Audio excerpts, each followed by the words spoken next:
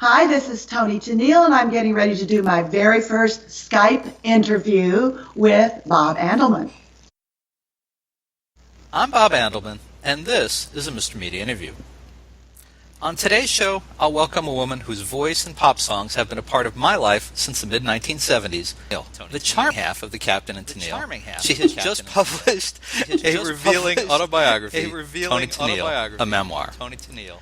Stick around and prepare to hear a life story that is very, very different than what you may be expecting.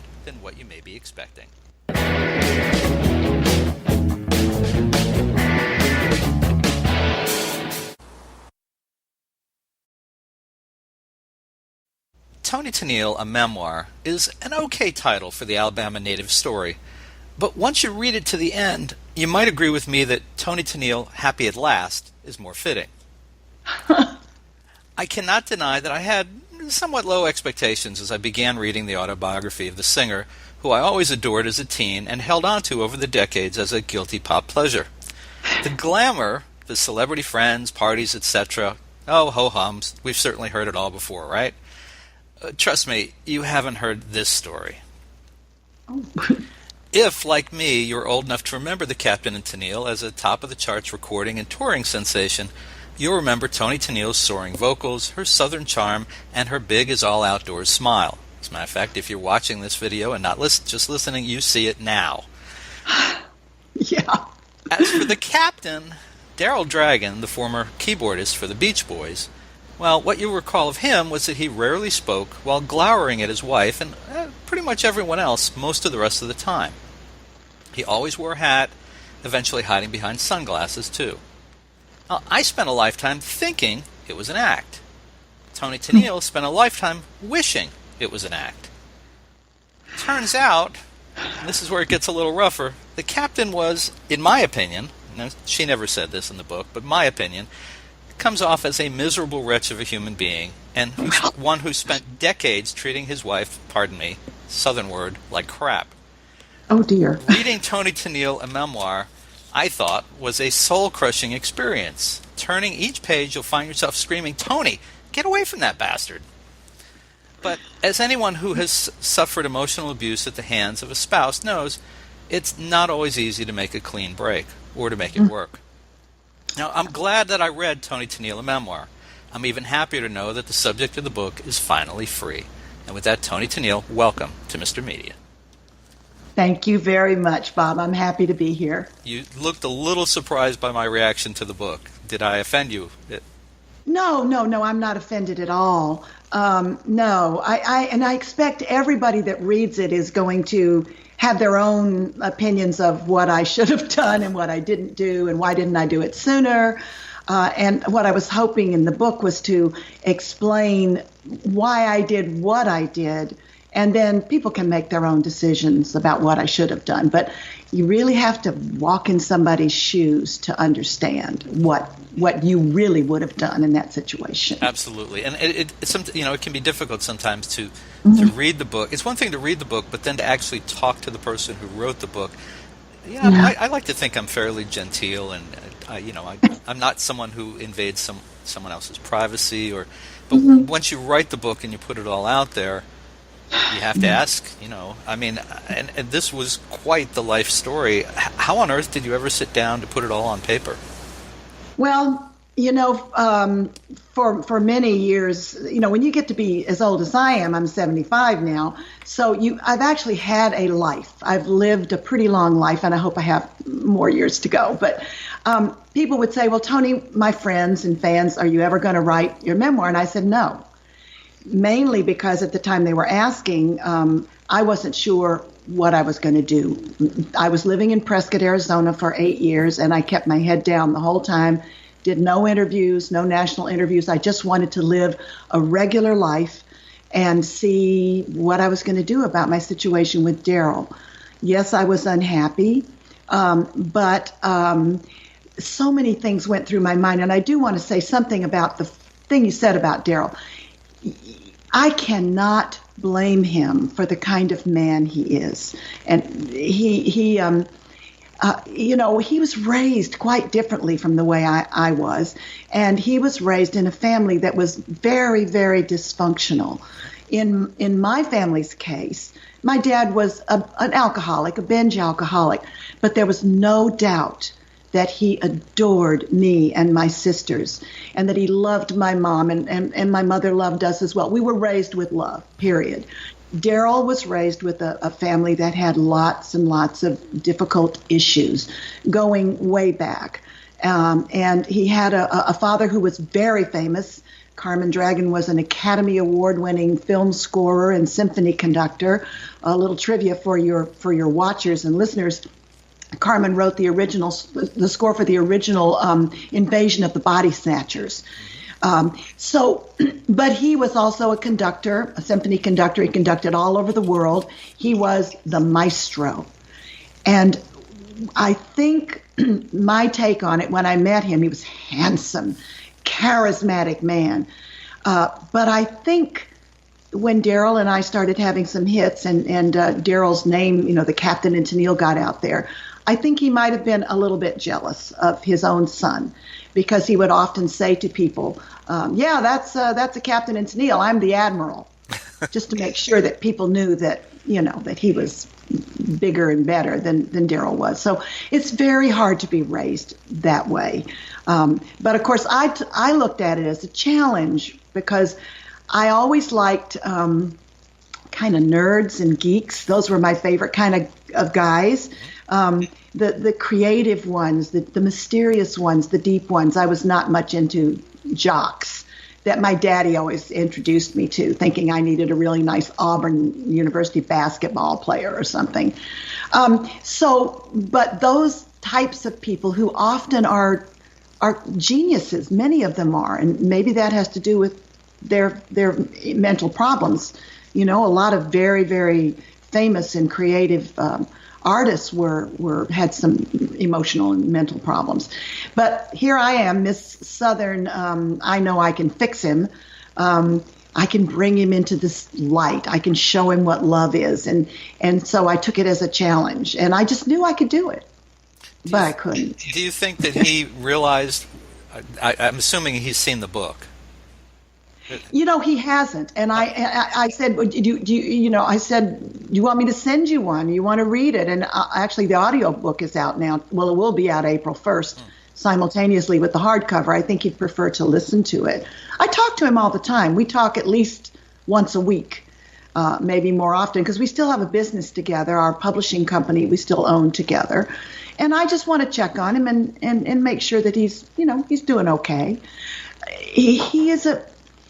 He's a difficult man, and he's hard to understand. It took me I still don't understand him after all those years that I was with him. Well, I was thinking about what you said about his dad, and it reminded me of what you wrote in the book, too, about his brothers, that when you met him, his brothers had musical ambition, and the three of them played together, but of course when he pulled away from them to be with you, right. That was the end of them. And I noticed there was really no mention of the brothers ever again in the book. Were they not part of your lives? Were they equally difficult?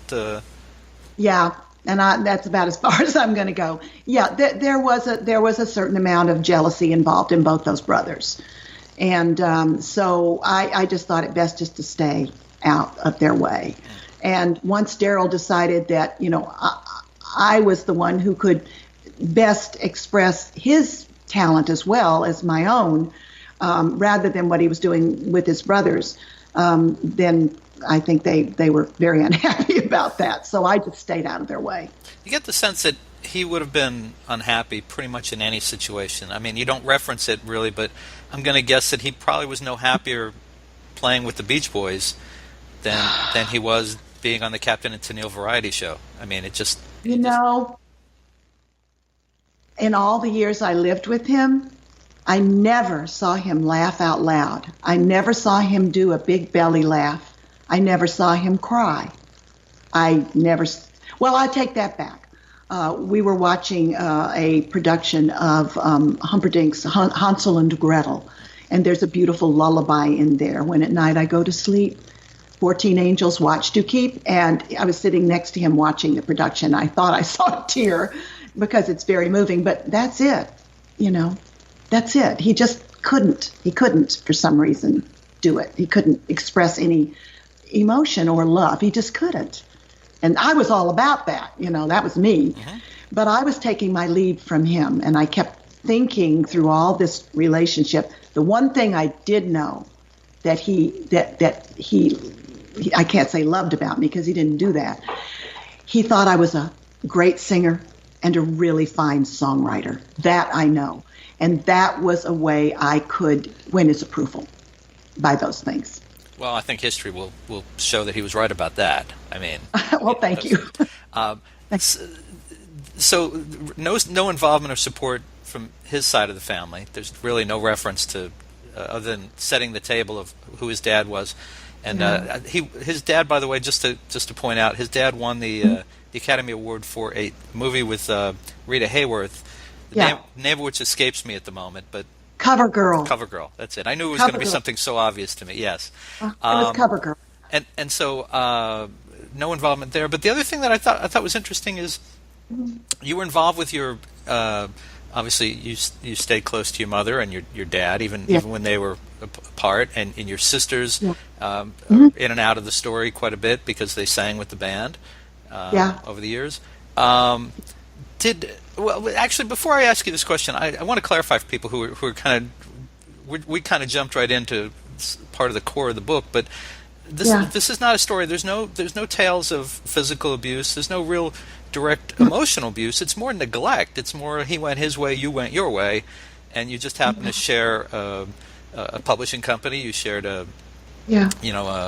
business. You shared a house, but very little other than that. Well, yeah, it's hard to explain. He just, like I said, he was not capable in all of the years that we were together. He never said, "I love you," ever to me. And so consequently, I didn't say it to him. He knew how I felt. I wrote all my songs for him. I wrote most of them, The Way I Want to Touch You and Do That to Me One More Time, and some of the ones that we didn't release as singles that I think express what I was hoping for, that never happened. But the funny thing was that years later, he told me, or confessed to me, I don't even know what you call it, confessed that he never listened to the lyrics. I'm spending all this time, carefully crafting my lyrics, and he didn't care about that. All he cared about was the music part. So, well, it explains a lot. Do you think that when he listens to or reads the book, one or the other, maybe the first time he realizes how many lyrics were written for him to get his attention? Like I say, we talk pretty often, and I'm getting little hints that he may be thinking back over the way he lived his life with me, and I'm thinking he may be having some understanding now. It's too bad it took what I had to do for him to understand it, but I think he's understanding. And and he's always said, I told him before I actually started writing the book with Caroline, my niece, by the way, Caroline Tennille St. Clair. I said, Daryl, I'm going to write a memoir. Caroline and I are going to write it together. And I'm going to talk about my whole life, not just with you, but my whole life. But when I talk about you, I'm going to talk about our relationship from my point of view. And he said to me, well, you've always been a straight shooter, so just go ahead and write what you have to. He knew that part about me was true. And so I know when he reads it, he will understand. He will, because there's nothing in there I said that didn't happen. Right. Well, it's really interesting because I think it's around page 46 where I read the book. You did. Where we meet Daryl for the first time, and up until that point, it's the story of this very Southern girl and her family who, you went to Auburn for a couple years. The family had some financial hard times, moved out to California, et cetera, et cetera. And then we meet Daryl, and at that point I think, wow, this is going to be interesting, because this is where, I don't say that I come in, but I mean, as someone who was a fan of the Captain and Tennille in the 70s, I thought, this is really interesting. And then it goes completely in a different direction than I expect. I was telling my wife Really? about it last night. She said, that's what she said. She said, really? I said, yeah, it's just, it's just amazing. And what I was going to ask you before is, so we talked about Daryl's family was not really involved, or you're not going to be Well, telling he their had a story so youngest much. sister, Kathy, who absolutely worshipped Daryl, just worshipped him. It's kind of a father substitute, I guess. And she was a fabulous flutist and a flute instructor. She had such a gift. But I watched the two of them together whenever, we were able. She would come and visit occasionally. She wanted the same thing from Daryl that I wanted, and she couldn't get it from him, and I could see it. And it was really kind of heartbreaking because she wanted the brotherly love that she needed from him, and she didn't get it. So, well, what I'm wondering is, did your sisters, and you have 3 sisters, did your sisters and your mom, did they know what was going on with you all those years? Were they aware of it? Oh, yeah. Well, we kept it from Mother pretty much most of the time. And she passed away in 93. She wasn't around Daryl very much because he was really difficult for Mother to relate to. But my sisters always knew. Oh, yeah. Oh, yeah. They were there. I mean, Melissa and Louisa toured with us. Melissa quit before Louisa left, but they were there. They were in the recording sessions. They knew how he was, and they knew how difficult it was. So you did have family that you were able to confide in who knew. Oh yeah, the struggles that you were dealing with. That's the only thing that I came away from the book wondering. I didn't feel they were in the picture, but I never got the sense that you ever confided in anyone. And I thought, did you carry this around by yourself for all these years? No. Okay. No, I didn't, because my 3 sisters knew, and I had certain treasured friends, close friends that I've made, and they're not a lot. Because you have to, when you're a celebrity, famous person, you always have to make sure that why it is that people want to be your friend. Do you want to be my friend because I'm famous, or do you want to be my friend because you think I'm fun and we have fun with dogs together, and you're not overwhelmed by this fame thing? So I have certain people, and I do mention some of the names in the book of people who are special to me that I have discussed this with. And those people, my sisters and a wonderful therapist in Prescott, Arizona, helped me finally make the decision I needed to make. I needed some people to, and I have a few of those women in Prescott that are very special that I used to call my council of wise women. And I still do, who helped me discuss things. It's important to have friends who understand.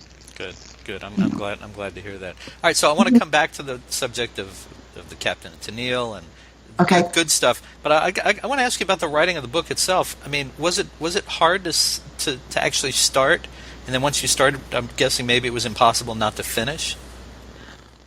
Oh, it would have been possible not to finish. Oh, really? Okay. Yeah, because it was a hard thing. Caroline, bless her heart, she is a fine writer. And the reason I asked her to write this with me, because I wouldn't have written it without her, is that she sent me some time back a couple of manuscripts she had written. One was one for very young adults, I would say probably 10 to 14, around in there. And the second one she sent me just knocked me flat. I hated when it ended. I wanted to know what happened to all the characters. She created a world. I went, where did you find this? So I gave this novel that she sent me, the manuscript, to all my friends of different ages, and they all had the same reaction I did. And I said, okay, she's a fine writer. I can write with her. And the way we worked it out, we started 2 years ago, February. We were on a little family cruise, like a 4-night cruise. And Caroline and Jane and I, my sister Jane and I, sat down during the daytime in the restaurants that were closed for the day and the bars while everybody else was doing what they do on cruises. And Caroline had her digital recorder, and we started talking. She basically interviewed us, and she has hours and hours of digital tapes that digitized interviews that she did, that she organized. And then I would write stories to her. She would say, tell me what happened, so-and-so. and I would tell her this happened, and then I could tell her, what happened, but she could set it into a setting. She created the picture of what was going on, and also, which was interesting to me because I didn't think of it at the time, she threaded my life, my little one life, through what was going on historically in the country at the time. And I went, oh my gosh, this is really, really interesting as I was reading it. And then, of course, when I did the audiobook, that was interesting because I had to I relived everything when I was reading it. So it was a very emotional time. Some of the book is funny. I don't want people to think that it's all just because there's some funny things in there too. But when you go over your life like that, it's very I don't know how to say. It's hard, but it's good. I was thinking the word intense. Intense thank you. It is a bit intense at times, and that's why I say people will be surprised if they expect it to be one thing. When they sit down and read it, they'll be, wow, okay. So I guess that's my way of recommending that you read the book. And actually, it's interesting you mentioned about reading it aloud. That really is people don't understand. That is a completely different experience than writing the book, especially when you have a co-author who's doing the physical writing. You're telling your stories, they're writing it, but then you have to read it aloud, word by word, and suddenly it is your life all over again. Yeah, and it's interesting. When Caroline and I, we had to work 2,500 miles apart for most of this until I finally moved here. She would fly out to Prescott a couple times. I would fly over here a couple times so we could work face to face. But mostly we were working, emails, internet, that kind of thing. So what would happen is when I would, if I would write something and send it to her, then she would Caroline it, which is what I called it. And she would send it back to me, and then I would read it out loud to myself to make sure that it was in my voice. And then I would make suggestions, Caroline, I would say it this way, or I wouldn't do that, or I would do this. And that was how we got it to be actually in my own voice. So when the time came for me to read the audiobook, what we had created together was the way I would say it. So I was comfortable reading the book as it was written. I tell you, you don't know this. I make my living co-authoring books, and I would say that Caroline did a really good job of making the reader feel like you were telling the story. She did. Yeah, she did. She's fabulous, and of course, my hope is after all this brouhaha is over, and I go back to being, under the radar, that Miss Caroline is going to get herself become a published author. The book that she gave me that knocked my socks off is called Rabbit in the Moon. And all I'm going to tell you is that we're all going to wear T-shirts, and they're going to say, "Where in the moon is Tilly Truth?" And when you will understand. All right. Yeah, you should have been wearing that T-shirt today. I should have. We don't have them made. Oh, okay. We're going to. All right. Well, so tell me some of the fun things to recall as you're working on the book. What came back to you that maybe you hadn't thought about in a while that were fun, that were, made you feel good? The whole business of Muskrat Love at the White House is one of my favorite stories. And I've told it many times in concert. Whenever I perform Muskrat Love, I always told that story about Henry Kissinger. So, and people that don't know me and don't know the song, and they either love it or loathe it, by the way, but people about the song. But they may wonder why Henry Kissinger is connected to the song Muskrat Love and why I dedicate it to him every time I perform it. And I don't even know if he knows how connected he is with Muskrat Love, but that's a very funny story. And that was when we performed at the White House in 1976. That was for Gerald and Betty Ford, and the Queen was there. Yes. And, the lovely thing was, we had so much speakers and things, and we were in the East Room, which is a very small room, and it's really, most suitable for acoustic performances, like an opera singer with the pianist and that kind of thing. And, they during sound check, they kept telling us to turn it down, until finally it was practically off. We were very nervous because we were afraid we were going to be too loud or we wouldn't be able to hear what we needed to hear. But when Mrs. Ford came in, to say hi to us when we were doing our sound check, and I went over to chat with her. What a lovely lady. And she said, well, what are you going to perform? And I said, well, we're thinking of this song and that song.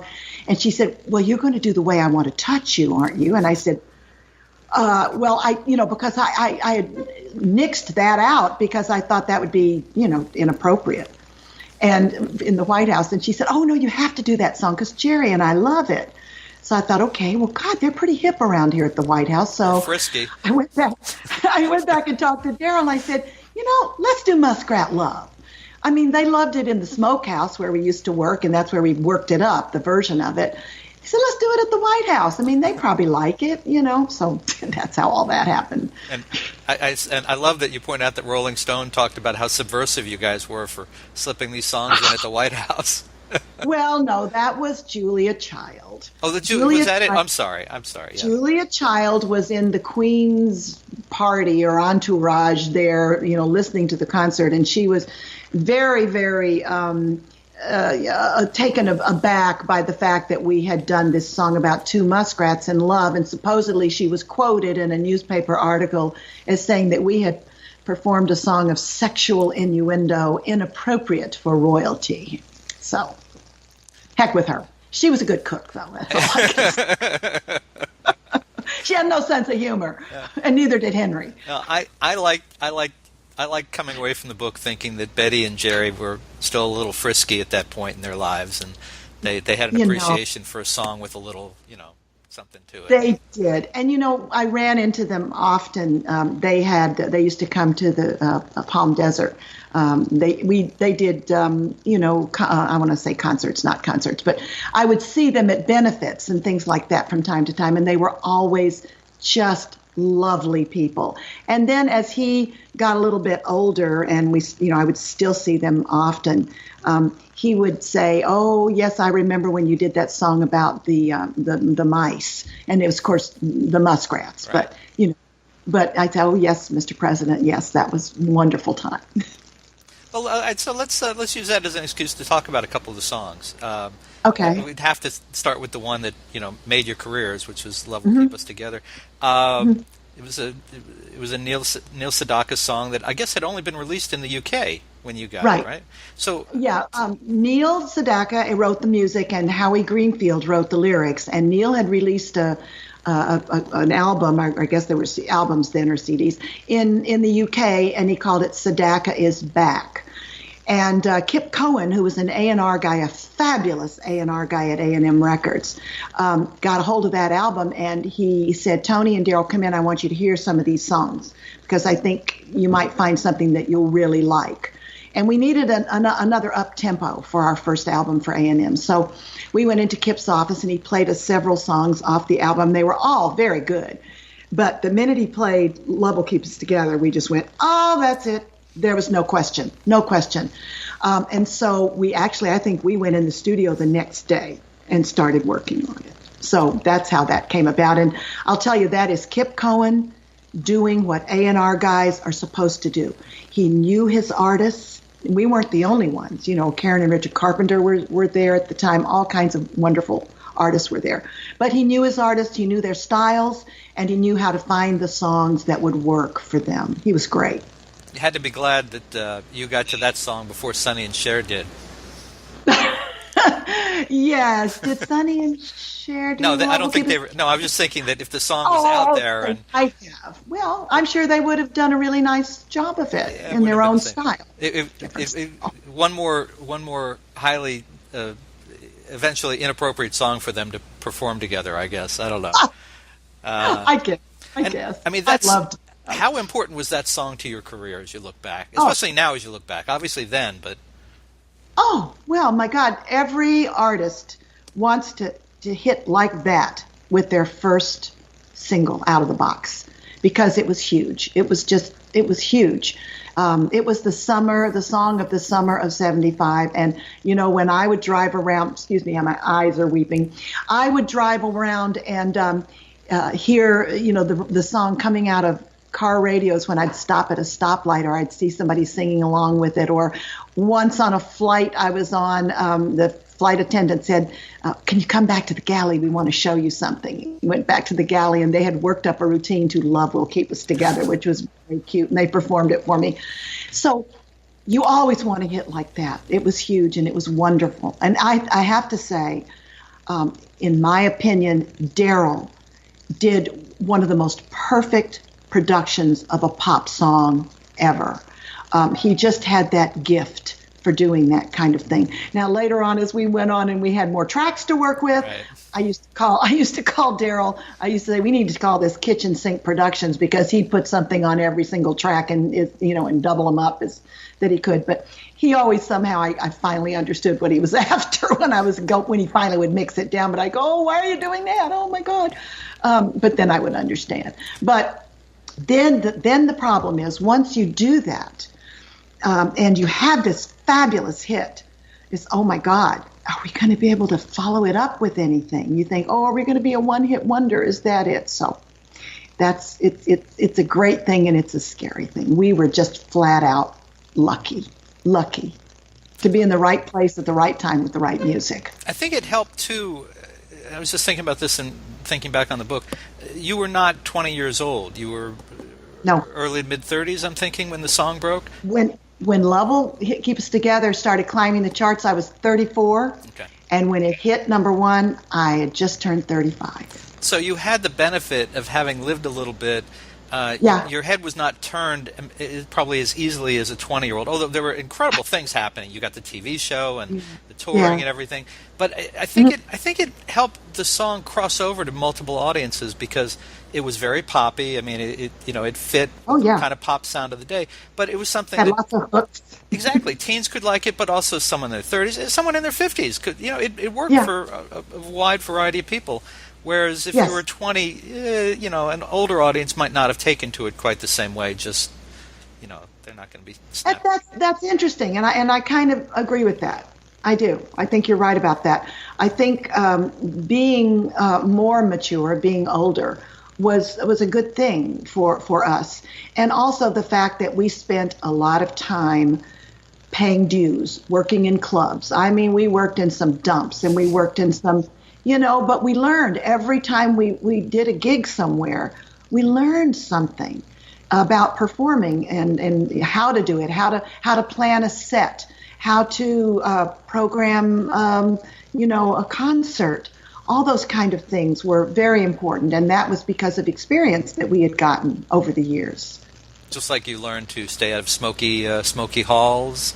Right, and well, my voice taught me that. I couldn't do it. My voice couldn't take it. I have allergies, and right now that's why my eye is weeping.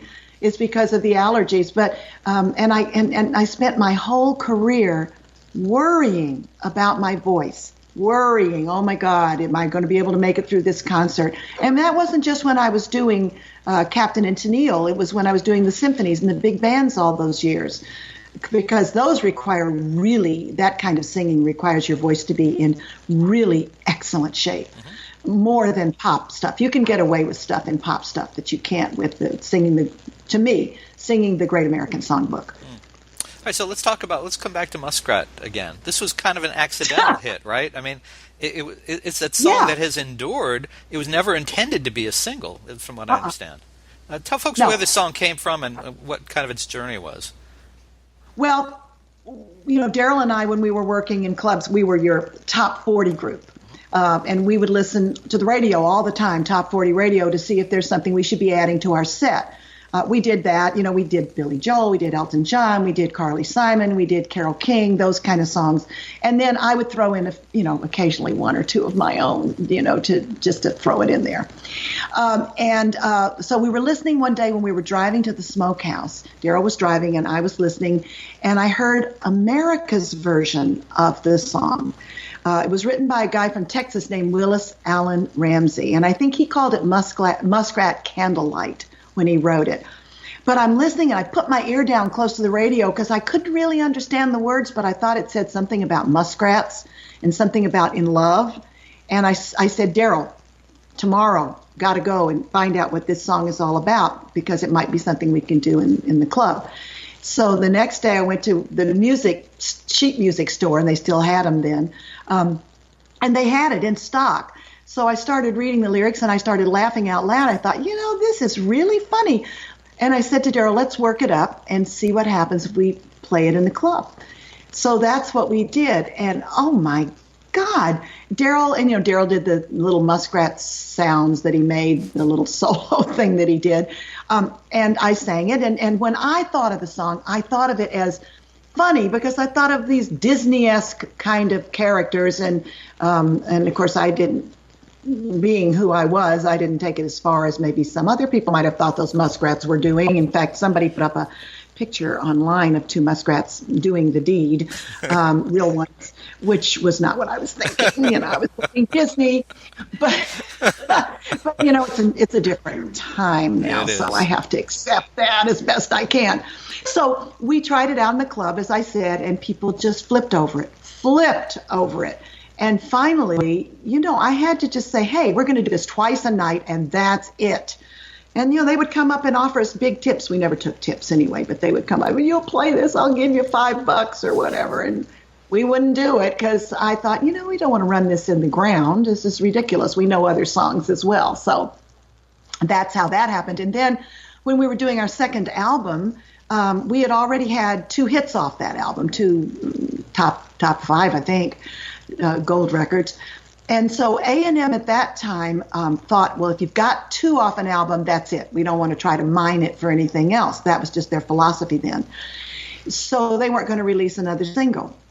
But a DJ in Madison, Wisconsin, who played it on WISM in Madison, started getting all kinds of calls. What is that song? Who is that group? So he called A&M. He called the publicity people there and said, you are missing a bet if you don't release this as a single. And so they did. And I think it just surpassed way, way what they ever thought. And it ended up being our 3rd biggest hit single. That's good. It just even today, it brings a smile to my face when I think about that silly song. A silly song, it's a silly song, I know. You got to have one of those in your catalog, right? You do. And then the other song I wanted to ask you about came after that, which was you wrote "Do That to Me One More Time." It sounds sort of like some people took Muskrat Love. It's a very, it has a nice sound to it. But then you think, it sounds kind of sexy, doesn't it? Say what you think, Bob. Say what you think. Don't be shy. Oh God, no. Yeah, I have to point out that it's do that to me one more time. It's not do it to me one more time. Really? So you're why lyrics are important. You're clarifying this that now. Could be anything. Uh-huh. And you notice as I recapitulate that idea throughout the lyrics, it's kiss me, and then the other word is say that to me again, instead of what other people may think. But they can think whatever they want. That's fine. You're okay. I just do it that way. Yeah.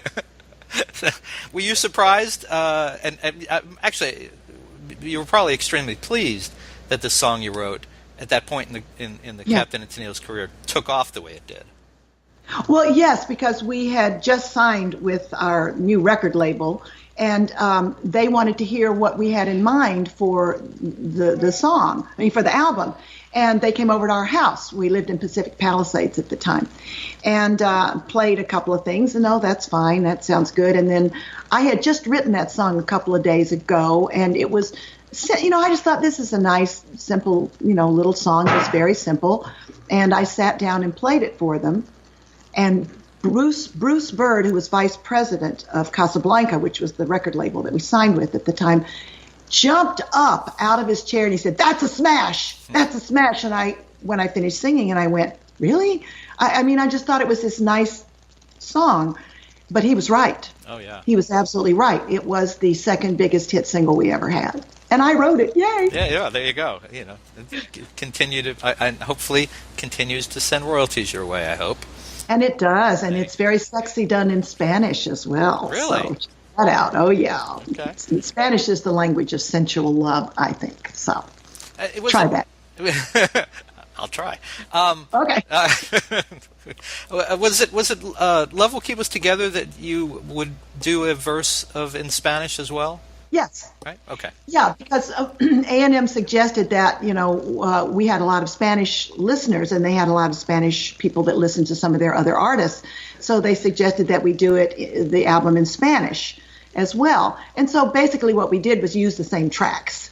And I just sang it in Spanish. And then a lot of DJs had some fun by cutting between the Spanish and the English. And they all did it there. One would do one verse in Spanish, one verse in English, and then they would reverse, or they do half the song in Spanish and half in English. And they had a lot of fun with that. And they could do it easily because the tracks were exactly the same.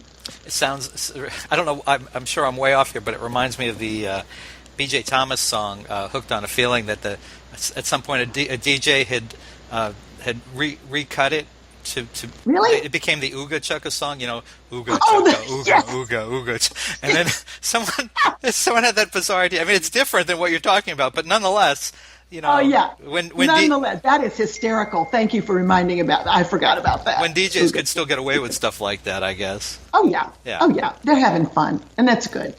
Tell me about today. Do you still have the opportunity to be out singing? I do, but I'm not. Okay. Not right now. What I would love to do, I mean, all the time that we were famous and we were out in front of the public all the time, that wasn't why I did it. That wasn't why I did that music with Daryl. It was because I loved making the music. The fame part happened because that's what happens. It just sort of, you get on this kind of runaway train and all of a sudden there you are and you're this famous person. And I was never really that comfortable with that. I'm a private person, as people who know me well will tell you.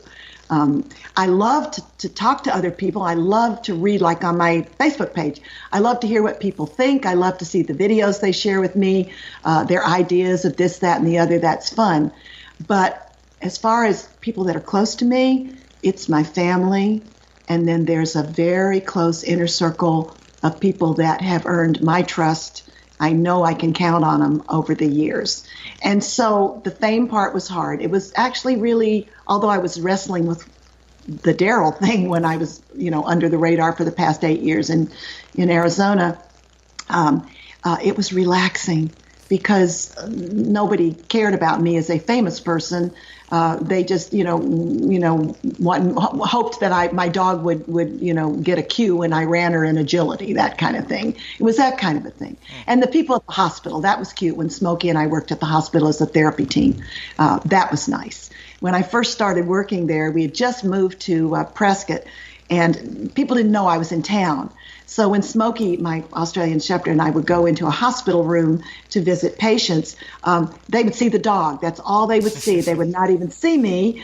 And then I would say 1 out of 8 people might look up and see my badge that said Toni Tennille and go, "Oh, are you?" And then the local paper did a couple of stories about Smokey and me working at the hospital. And then it began to be, maybe 4 out of 8 that would recognize Wait, me. You're going to tell me that you'd walk into a hospital, anywhere in the country, forget about Prescott, but you would walk in a hospital, the hair, the big eyes, the big teeth, and people didn't know this was Toni Tennille? Come on, really? No, I had my hair really short when I lived in Prescott because it was faster and easier and I didn't have to fool with it. Oh, okay. If I was going to go do a dog show or if I was going to go practice agility or whatever I was going to do, I just wash it and let it dry by itself. So I didn't look like myself then. And they would recognize my voice. The voice pretty much always gave me away. But that was it. Some people did. Some people recognized me through that. And plus I was older than people remembered me. They remembered me when I was young. So they didn't really recognize the older person.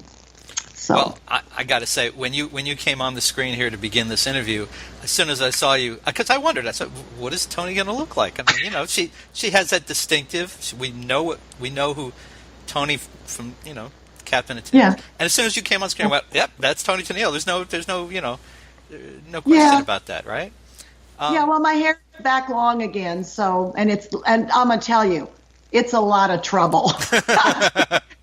I kind of wish it was short still, but it's a good look for me. It is. And before we kind of wrap up, I want to point out in the story where you really start to come alive is when the Captain and Tennille stop touring and you have the opportunity to go out on your own. You do the national tour of Victoria. Julie Andrews had done it on Broadway. You eventually go out with the big bands and do the American Songbook. That had to be the point where you almost started kind of the second life, second it is. right? It is. And it's funny because one of the things you find out when you get older is that you understand why you did certain things that at the time you go, why did I do that? And I realized looking back that going out and doing Victoria, for example, which took a year of my life, I was running away. I was escaping from Daryl for a while. And also when I would go out and do the symphonies and the big bands, which I loved, it was a relief because I didn't have to deal with, the negativity that always surrounded him. It was like being free. So looking back, I can realize that was part of it too. And have you had a good deli sandwich in the last 20 years? That's all I really care about. There is a fabulous place here in Lake Mary called 2J's. I knew you were going to say 2J's. You ever been to 2J's? Yes, of course. They have this vegetarian sandwich that is like, it's got sauerkraut, it's got cheese, it's everything but the meat part in it. And I love it, and I crave it. I have to go there every now and then and get that. Yes, that's the best deli sandwich I've had in ages. 2J's is great. There's one in Tampa, by the way, in case you ever find yourself going west. I didn't know it was a chain. I thought this was it, and I just love it. I think they got about a half a dozen in Florida, so feel comfortable roaming about the state. You can find something good that's good. I'm glad to hear that. And people want to know why I would ask you about food. They'll just have to read the book. They'll have to read the book. Right. Have you given any thought at this point? I mean, you've written the book now. You've told your story. Have you given any thought to what your musical legacy is, or what you'd like it to be?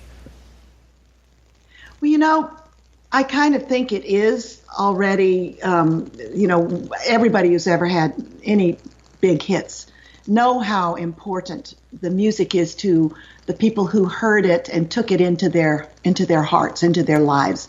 And they can go back. I mean, it happens to me. I go back and hear a song that I heard when I was a kid or when I heard when I was a teenager, and I go, oh my gosh, I remember that. So you are forever in people's lives with your music. And that is a really, really, it's a wonderful thing. And it's humbling. It's really humbling in a way. That's very nice. So I don't know what I hope it to be, but I hope they don't forget those songs. They won't.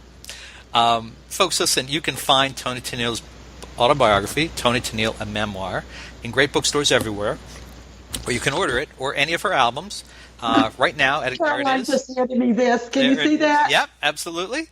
There it is. That's it. You can order the book or any of her albums right now at a great price at mrmedia.com, mrmedia.com. If you're watching this on mrmedia.com, you can see that below the video where we are, where Toni is, you'll see the cover of the book, you'll see a cover of an album or two, and you can click on that immediately and get it delivered to you in a day or two by Amazon. Toni, do you have a website? Has Caroline got you involved in social media? Can people find you? Listen. Without Caroline and Michael, I don't know where I'd be. Yes, I've had a website for quite a while, ToniTennille.net.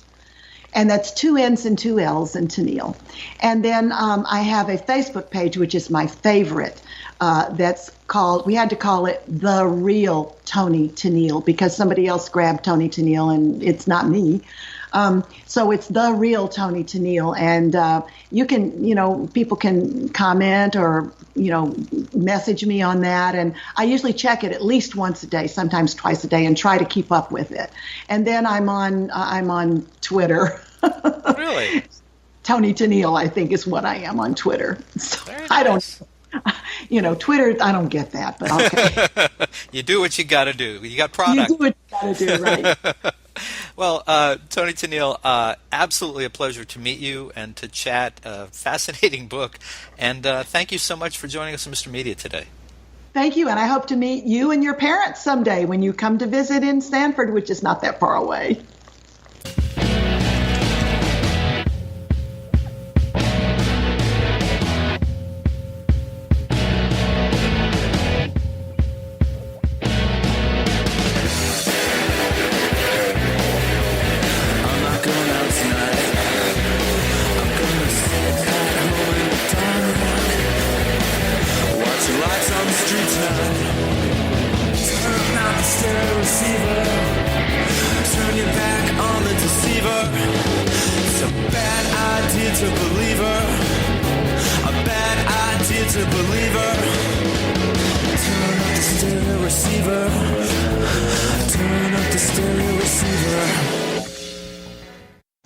Mr. Media is recorded live before a studio audience full of pop stars who won't believe that drug and alcohol abuse is not at the core of what went wrong with the Captain and Tennille in the new media capital of the world, St. Petersburg, Florida.